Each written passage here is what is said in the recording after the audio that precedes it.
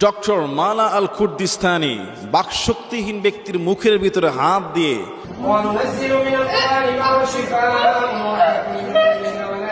কোরআনের আয়াত পড়লেই জবান খুলে যাচ্ছে। কোনো বধির কানে শোনে না এমন ব্যক্তির কানের ভিতরে আঙ্গুল ঢুকিয়ে কোরআনের আয়াত পড়ে টান দিচ্ছে, আর তার কানের আওয়াজ পর্দা খুলে যাচ্ছে। সুবহানাল্লাহ।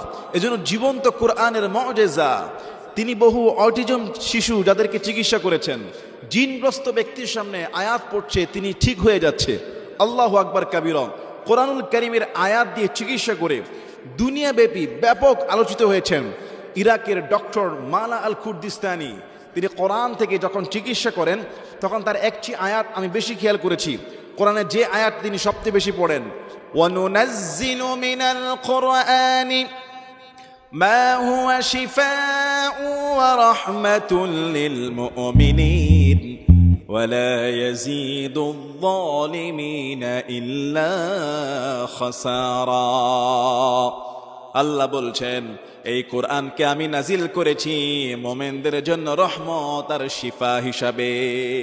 মানে কোরআনুল কারীমের আয়াত, এই কোরআন মুমিনের জন্য শিফা। এটা বাস্তব জ্বলন্ত মুজিজা প্রমাণ দেখছি। ডক্টর মালা আল কুর্দিস্তানি যখন এই আয়াত পড়ে কোনো বধির ব্যক্তির কানের মধ্যে ফু দিচ্ছে, কানের আওয়াজ খুলে যাচ্ছে। সুবহানাল্লাহ।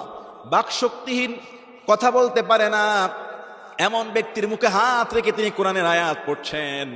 মুহূর্তের মধ্যে সেই ব্যক্তি বলছে লা ইলাহা ইল্লাল্লাহ।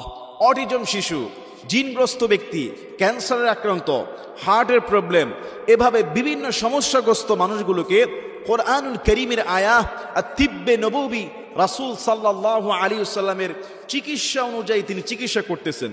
তিনি হলেন স্পেশালিস্ট ফিজিশিয়ান, ইসলামিক ফিজিশিয়ান, এবং প্রফিটিক ট্রিটমেন্ট তিনি দিয়ে থাকেন সব সময়। জনপ্রিয় হয়ে উঠেছেন দিন দিন। তিনি ডক্টর মালা আল কুর্দিস্তানি ঘোষণা করেছেন খুব শিগগিরই তিনি বাংলাদেশে আসতেছেন। সুবহানাল্লাহ।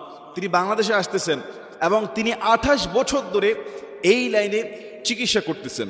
তিনি কিন্তু একজন বিখ্যাত আলেমে দ্বীন, ইরাকের একটি মসজিদের সম্মানিত খতিব ছিলেন দীর্ঘদিন, এবং তিব্বে নববীর উপরে ইসলামিক ফিজিশিয়ান হিসেবে তিনি এটার উপরে স্টাডি করেছেন, পড়াশোনা করেছেন।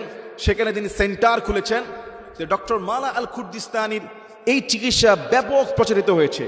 হ্যাঁ, কিছু কিছু জায়গায় একটু আলোচিত সমালোচিত হয়েছে, যেমন আপনার তুরস্কে তার যেই ইসলামিক সেন্টার ছিল, ট্রিটমেন্ট সেন্টার, সেখানে পুলিশ রেড দিয়েছিল, এবং সৌদি আরবে মদিনাতে তিনি একবার পুলিশের জেরার সম্মুখীন হয়েছেন।